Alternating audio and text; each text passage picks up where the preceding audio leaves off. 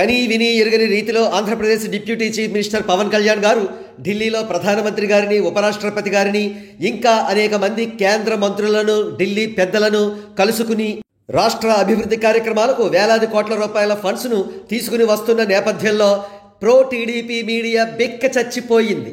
CM Chandrababu Naidu గారికి కూడా దక్కని గౌరవం పవన్ కళ్యాణ్ గారికి ఎందుకు దక్కుతోందని జుట్టు పీక్కుంటోంది. అందుకే ఏడ్చి ఏడ్చి పిచ్చి పిచ్చి రాతలన్నీ రాస్తోంది. ఒక మీడియా అంటది కదా, చంద్రబాబు నాయుడు గారు చెబితేనే పవన్ కళ్యాణ్ గారు ఢిల్లీ వెళ్ళి మంత్రులందరినీ కలుసుకుని వచ్చారట. ఇంకా ఏబిఎన్, మరికొన్ని కులగజ్జి ఎల్లో మీడియా ఛానల్స్ ఏమని ప్రెడిక్ట్ చేశాయంటే, పవన్ కళ్యాణ్ గారు ఢిల్లీ వెళ్ళిన కారణం మెగా బ్రదర్ నాగబాబు గారికి ఎంపీ సీటు ఇప్పించుకోవడానికట. ఇక్కడ అందరికీ కలిగే ధర్మ సందేహం ఏమిటంటే, నాగబాబు గారికి రాజ్యసభ సీటు కోసం ఏకంగా ఇంతమంది మంత్రులను పవన్ కళ్యాణ్ గారు కలవాలా అని. అయితే కులగజ్జి మీడియాకు ఇటువంటి లాజిక్లే పట్టవు. వారి దృష్టిలో ప్రజలు వెర్రి గొర్రెల్లాంటి వాళ్ళు అంతే.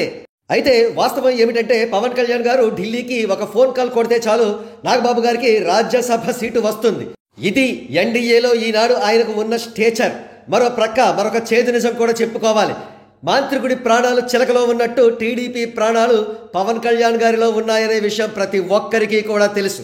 ఈ చేదు నిజాన్ని ప్రతి ఒక్క క్షణం కూడా గుర్తు చేసుకుంటూ ప్రో టీడీపీ మీడియా జాగ్రత్తగా రాతలు రాయడం మంచిది.